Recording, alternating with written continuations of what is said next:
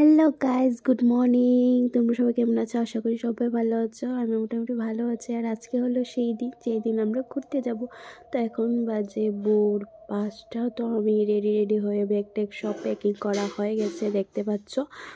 আর এদিকে আমরা রেডি হয়ে বেরিয়েও পড়লাম। এই হলো আমাদের বাড়ির সামনে।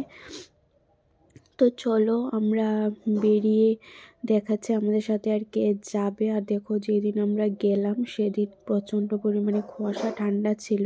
ঠান্ডা কুয়াশা হলে কি হলো, আমরা তো যাবো ঠিক করেছি, তো যেতেই হবে। সব কিছু ফাইনাল কমপ্লিট হয়ে গেছে, তো আমাদের যেতেই হবে। তো এদিকে দেখো, তোমাদের দাদা আর আমি আর ব্যাগ ট্যাগ নিয়ে ভাবছো যে আমরা কয়দিনের জন্য যাচ্ছি। না, আমরা বেশি দিনের জন্য যাচ্ছি না, আমরা 12 দিনের জন্য যাচ্ছি। তো তোমাদের সাথে কথা বলতে বলতে চলে এসেছি আমরা এয়ারপোর্টে। তো এয়ারপোর্টের গেট দিয়ে আমরা ঢুকছি। আর আমি বলেছিলাম যে আমাদের সাথে আরেকজন যাবে, সে হলো এই দাদাটা, ওর নাম হলো বাবলু। তো ওই বাবলু দাদা আমাদের সাথে যাবে। তো ও ফার্স্ট টাইম আর আমাদের সাথে যাচ্ছে আর কি। তো এর আগে আমরা দুইজনই যেতাম হলে, তো দাদা বলল যে আমিও যাব তোদের সাথে। তো আমরা ঠিক করলাম যে আমরা 3জন মিলে যাব। তো ফাইনালি আমরা ভিতরে ঢুকে গিয়েছি। আর দেখো, ভিতরটা এতটা সুন্দর লাগছিল, কারণ হলো কি আমরা তো 1 জানুয়ারির দিকে যাচ্ছি, আর ক্রিসমাস ডে গেল, আর হ্যাপি নিউ ইয়ারও গেল।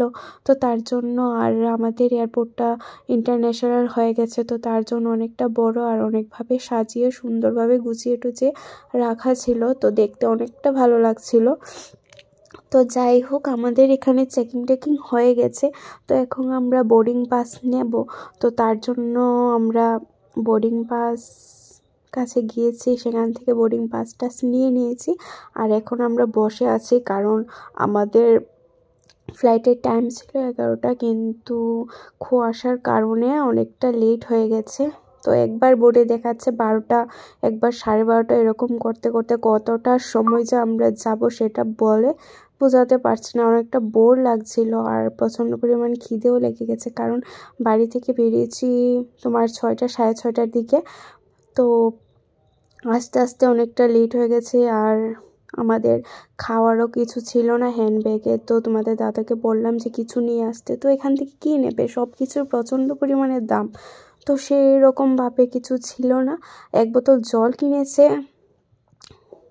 500 বোতল।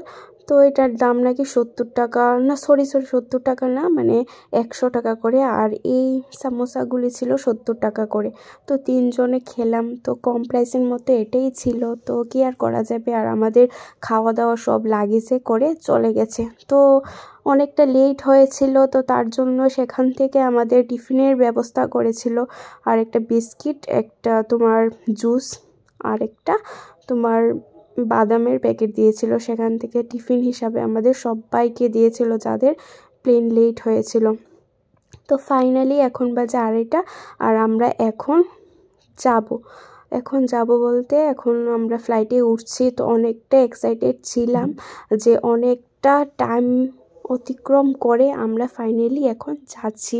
তো মাঝখান দিয়ে মনটা একটু ভেঙে গিয়েছিল, কারণ অনেকগুলি ফ্লাইট ক্যান্সেল হয়ে গিয়েছিল। আমাদেরটা যদি ক্যান্সেল হয়ে যায়, আমাদের সব কিছু প্রায় শেষের পথে ছিল। তো ভগবানের আশীর্বাদে সেরকম কিছু হলো না, মানে লেট হয়েছে, কিন্তু আমরা ফাইনালি যাচ্ছি। তো এই দেখো, আমরা লাইন করে আমরা ভিতরে যাচ্ছি। আর যেহেতু অনেকটা টাইম হয়ে গেছে, আমাদের প্রচণ্ড পরিমাণে খিদেও লেগে গেছিলো। তো আর অনেকটা মাথা যন্ত্রণা করছিল, কারণ আমরা ফ্লাইটের মাঝখানে ডানার উপর বসেছিলাম, আর সেখানকার শব্দটা প্রচণ্ড পরিমাণে কানে লেগেছে।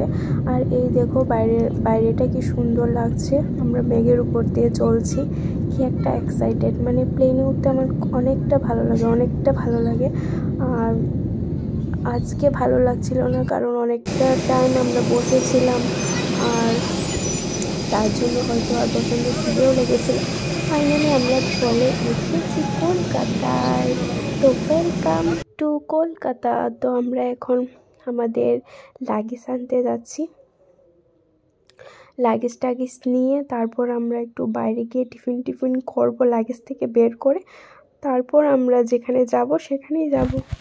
তো চলো আমরা লাগেজগুলি নিয়ে নিই। তো বন্ধুরা আমরা লাগেজ নিয়ে নিয়েছি, লাগেজ নিয়ে এখন আমরা বাইরে যাব।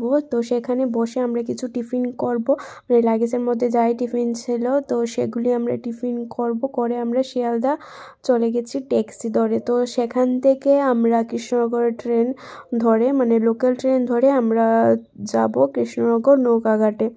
তো যেহেতু আমরা লোকাল ট্রেন ধরেছি আর লোকাল ট্রেনের অবস্থা প্রচণ্ড পরিমাণে খারাপ ছিল, মানে এত জ্যাম আর এত লোকের ভিড়, মানে এই ঠান্ডার মধ্যে আমাদের গরমে মানে গা পুরো ভিজে গেছে, আর ফ্যানও চালানো ছিল কিন্তু কিছু আর করা যাবে না।